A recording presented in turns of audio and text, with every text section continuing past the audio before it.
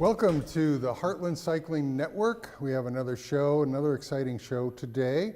And just want to let you know the whole purpose of the Heartland Cycling Network is to educate and elevate cycling in the Heartland area. So today with me is Chris Ulane, who happens to be the store manager at the Trek Store Midtown.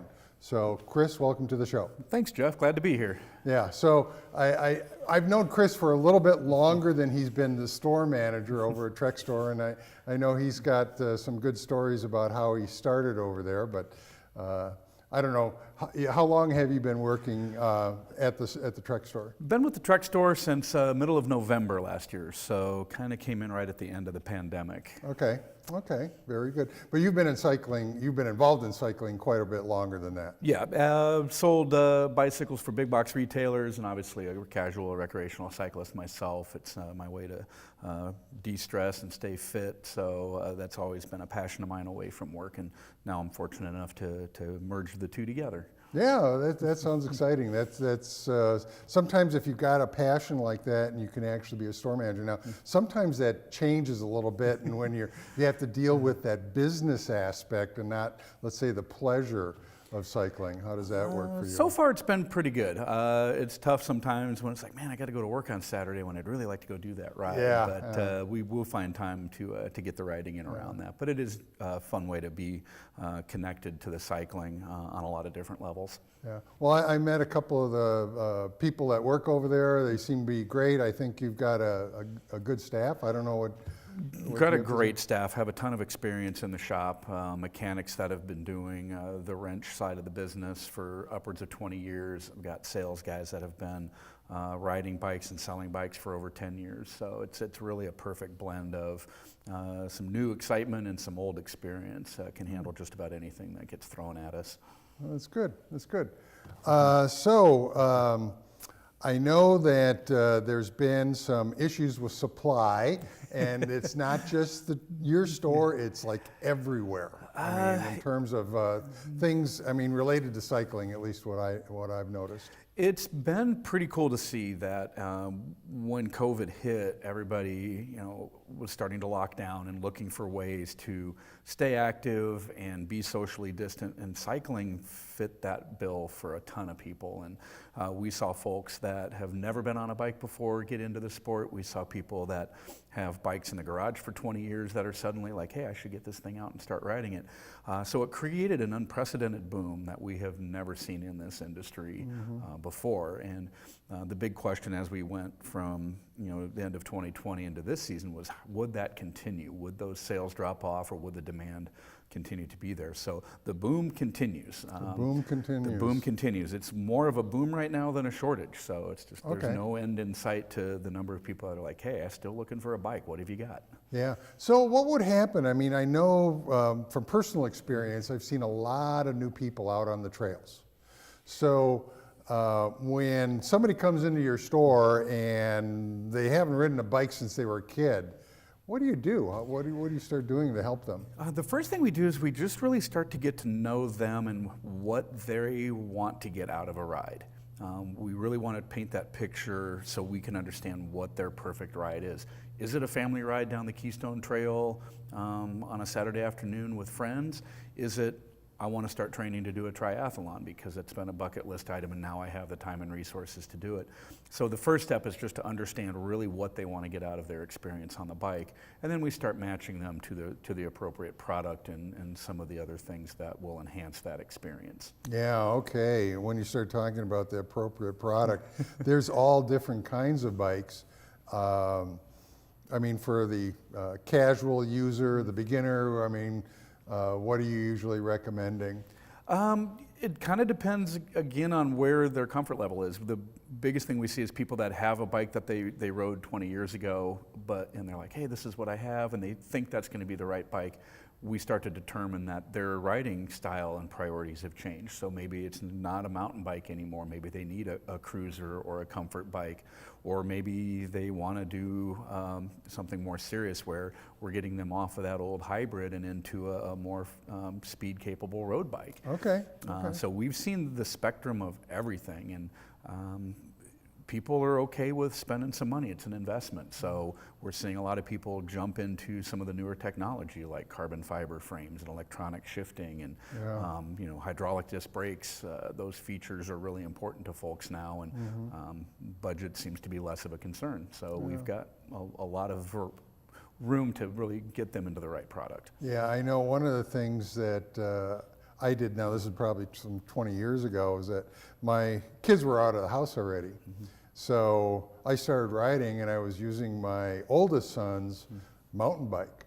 I think it was a Roadmaster, if I'm not mistaken. It's one of the box store bikes. Oh, yeah. And riding it, and I didn't know anything about bikes in that regard. What are the differences? I thought, well, they're pretty much all the same here and there. Yeah, different size tires, but the gearing's all the same. Everybody's got the same kind of things. Well, that's not always true.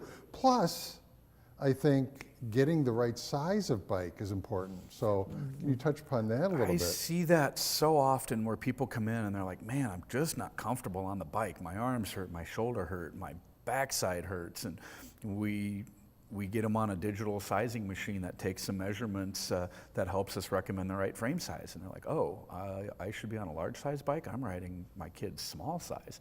And that's a huge part of it. Getting a bike that doesn't fit you will inherently be a less comfortable experience and will deter people from getting out and riding as much as they should.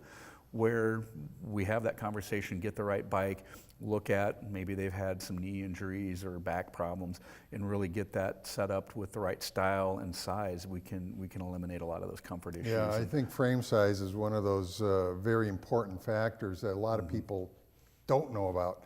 I mean, like I said, when I was riding my son's mountain bike, I had the seat extended way up.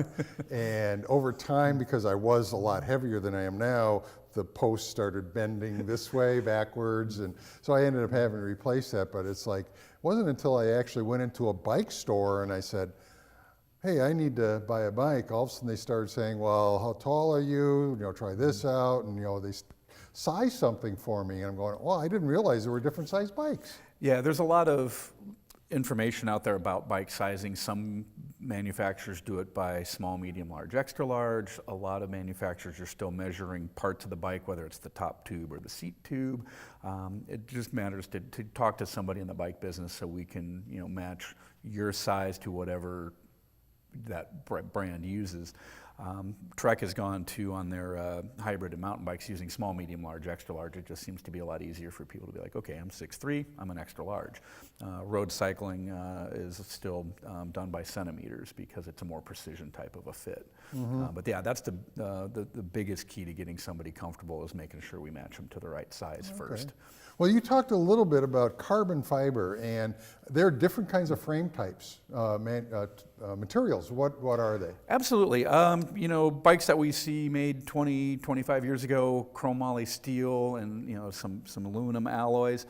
The bike technology has changed drastically, especially in the last 10 to 15 years, where aluminum has gotten a lot lighter and stronger, and there's different processes to shape aluminum using cold forming or hydroforming, where we can get that tube shape where we need it to be super strong, where it has to have that strength but still have a super lightweight bike. So bikes have gotten a lot stronger and a lot lighter. Carbon fiber's been a game changer. That technology's been around for 20 years, but now it's a lot easier for us to know how to lay the carbon, what type of carbon.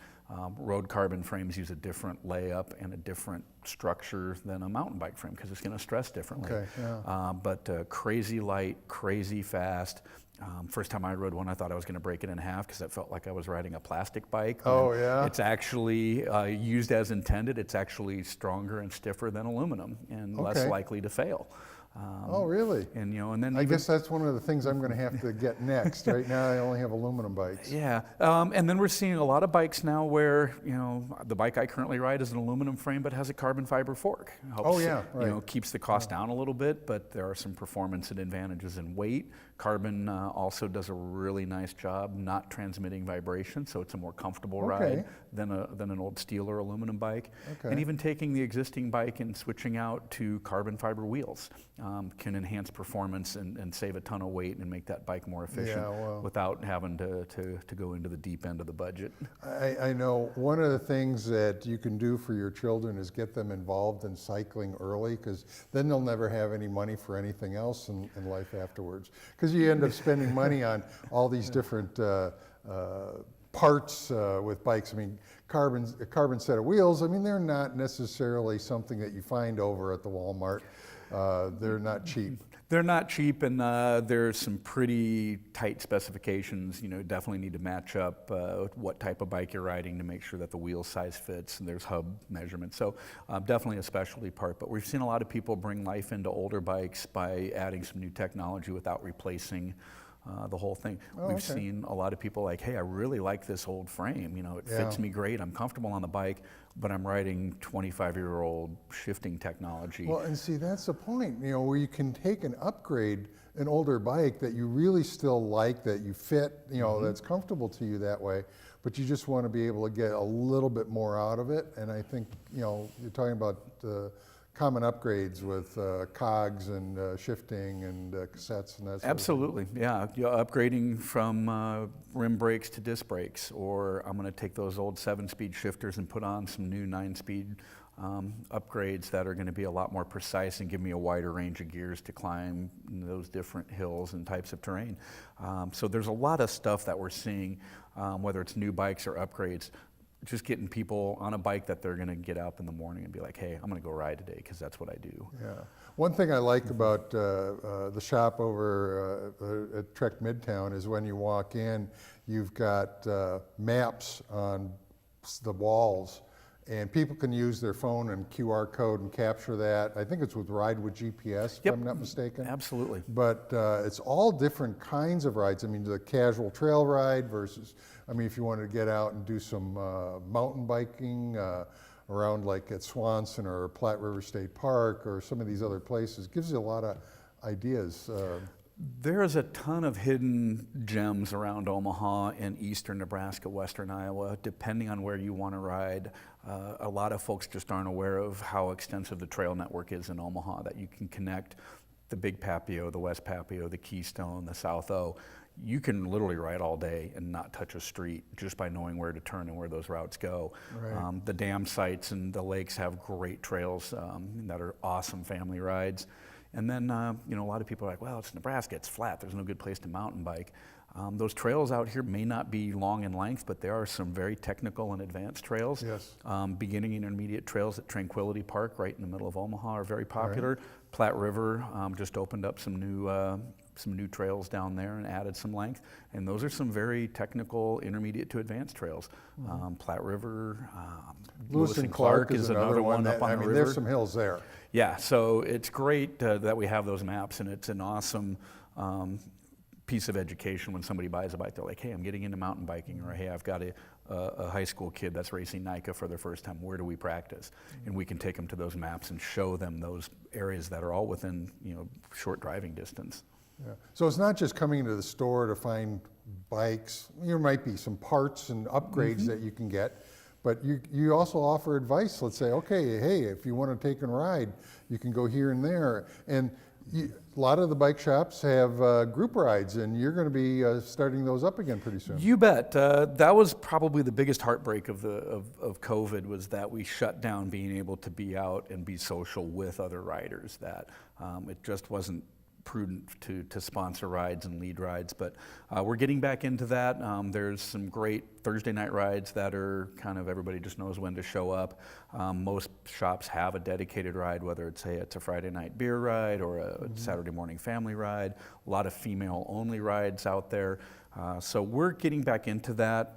Don't have anything from the Trek perspective on a regular basis yet, but we're going to continue to develop that where it fits. We're doing an event Sunday, which is kind of our first organized ride, which is a pride ride. Just, hey, bring what you got. We want everybody to know inclusive and friendly the cycling community is, and that you don't have to go far or fast to enjoy time on a bike. Just get out there and have fun. And you'll probably call that a no-drop ride. Okay, no drop means that you're not going to be dropped by people that are going to be zooming way out ahead of you. Absolutely. You know, the rides that we do, we kind of partner with Edge Physical Therapy for a Tuesday night gravel ride. That is a drop ride. You know, you kind of got to know what you're getting into. Yeah. But we want to really showcase that riding is for everybody, and so we will make sure that those rides we have support. You know, make sure we have somebody riding at the back of the pack to make sure we don't leave anybody behind, or if somebody does have an issue of any type on the trail, we've got support for them. I don't think anything would be more frustrating than to be like, hey, I got this great group ride and then I got left on my own when I needed help. That's kind of deters people from getting out and enjoying the sport. Yeah, well, and that's one of the things that I've been doing is I've been going out on some of the other shop rides and just seeing what's out there, and some of it's a little bit more challenging for a person of my age, but it's still nice to get out and get out with some younger folk, and for me anyhow, and actually maybe push myself to a little bit harder than what I would on a normal basis. So I kind of like that. Group rides are great for that. I find that I will stretch myself farther if I'm riding with somebody or with a group. That okay, you know, maybe if I need to push a little harder to maintain a little faster pace.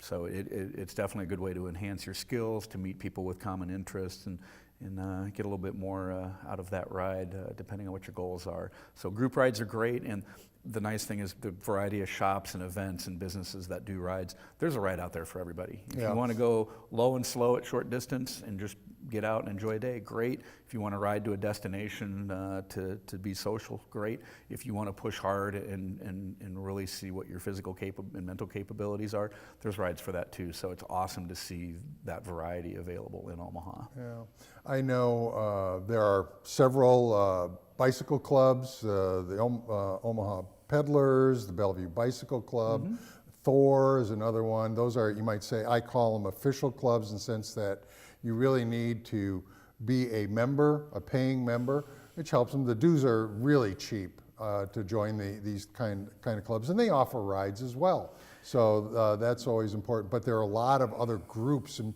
people that just do gravel rides, for example, or that are just mountain bikers, or that they do the road stuff. So there are a lot of organizations that don't necessarily do organized rides or membership types of things, but that sponsor events. Harvest Racing, which is a team that we help support. They've got some pretty fast rides that you can be part of, but they organize events like the Los Hills Enduro, which is a very challenging gravel race for folks that want to try a timed event and see what a competitive event is. And there's groups like Wear Yellow Nebraska that are doing some amazing things for fundraising for the cycling community, and having big events that draw tens of thousands of people. Michael Merritt will be on our show soon, so I've got him lined up. So it's great that this year we're going to be able to start participating in a lot of those events. We've seen families put on events. There was a really successful event last week on the Wabash Trace called Bike with Mike, which was put on by the Kudelek family, who lost a son who had some mental health struggles with COVID, and to honor him and raise funds for local charities that support that. They got the word out. We partnered with them and helped, did some social media. They ended up having 400 riders and raised almost $200,000 in their first year. So they were expecting maybe 100 riders. So it was really cool to see the community get up and support that. And I think people are just really clamoring to get back on a bike and get back to the social aspect of being on a bike. I think that's so true. Just one, getting outside, but then, I mean, I ride solo a lot, but then I do enjoy getting out with groups just to, sometimes I just learn about different things because I see somebody else on a different kind of bike and I can ask them some questions. I mean, that's one of the things about the group rides and the clubs, is that you can learn from these people and they're willing to share.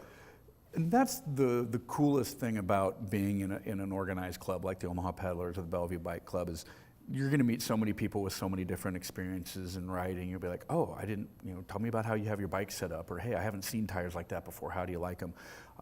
It's great to be able to gain knowledge and share knowledge especially with folks that are a little bit newer to the sport that can be a little bit intimidated by somebody pulling up on who's ridden for 30 years that has this big fancy bike, and you're like, you know what, it's still got two wheels and you have to pedal it. Let me tell you how I got here. Yeah, and that's the thing, how they got there. I mean, I had somebody I know that showed up on a group ride with the Bellevue Bike Club last year, and it's like, okay, he had taken the bike out of the garage, he hadn't ridden it in 15, 20 years or whatever, and we got it cleaned up, and he was riding with us, and it was probably one of those big old mountain type bikes, and we're doing trail rides, but then he started asking some questions of one of the guys, and I remember him saying specifically, he says, we all started where you're from, where you're at right now. It's not that we got here right away. It's over time that we learned how to take and figure out, what is going to work better for us for different things. And one of the common terms within the biking, cycling community is N+1. Oh, yes. So N stands for the number of bikes you have. The +1 is the bike you want to get. So, and we get that question in the shop too. It's like, well, how many bikes do I need? And we tell them that same thing. It's really a matter of personal preference. I currently own one bike, and I can do a lot of different things with it. I know most of the folks that are like, hey, I got a mountain bike for when I go off-road. I have a gravel bike for that. I have my race bike when I want to train, and I have my hybrid when I want to ride with the family. There's no right answer to that. It's what fits your style. And that's where, talking to somebody in a bike shop, if you're just getting into it or you're looking to change to a different bike, what's the best fit for all of the different riding? And sometimes the answer is like, there's not a bike that's going to do everything you need to. We have folks that are like, hey, I like to do trail riding on the Keystone with my family, but I also want to go to Jewel and do some mountain biking with my teenager. Those might be mutually exclusive, or you know what, you really need to look at two different bikes to get the best out of that. Yeah. And that's just being honest with people. I started out with a Comfort Hybrid, which was a big, heavy bike, you're sitting upright. And then I wanted to go in the winter, so then I bought a mountain bike because I thought the knobby tires would actually work better, and they did. But then there are times when I couldn't go out and I saw these people on fat tire bikes riding. Oh yeah. So I'm going, well, maybe I got to get one of those. So I ended up getting a fat tire bike. So I have 4 bikes right now. So I do have a fitness hybrid, and I don't ride that as much, but I have that on the indoor trainer once in a while. The fat tire bike for going out in the winter, I have a gravel bike and a road bike. Now the gravel bike and the road bike are pretty much the same geometry. It's just the size of the tires and the gearing that's different on those. And just recently, I put on a 28 millimeter wide tire on the gravel bike, which is a road tire. And the reason being is I'm going to be taking a trip, and I'm going to be doing a road ride with basically it's a community event that from a community I used to live in that I want to go do. And it's all pavement, it's all roads. So I wanted to take only one bike, but then I want to take and do a rail trail, which I need a little wider tire. So I've got another wheel set. So I got 2 wheel sets for this gravel bike. I can swap it out. So it's like, okay, one bike can do 2 things. We give that advice to people a lot of times, especially right now where certain models of bikes are a little farther out. We have people that are like, hey, I've got a road bike, but I really like to ride the Wabash Trace, but I'm not comfortable on that limestone with the sticks and all the debris on my skinny little tires. It's like, great, what bike do you have? We can take some measurements. That bike will accommodate a wider tire. And a lot of times you can go to a different tire without having to change tubes or rims. Or in your case, it's a lot sometimes faster and less expensive to just get wheels that are super easy to swap out, and then that bike becomes a Swiss Army knife. You can do a lot of different things with it depending on what that day calls for. Because the other week I rode on the Wabash and I had my 38 millimeter wide tires on that.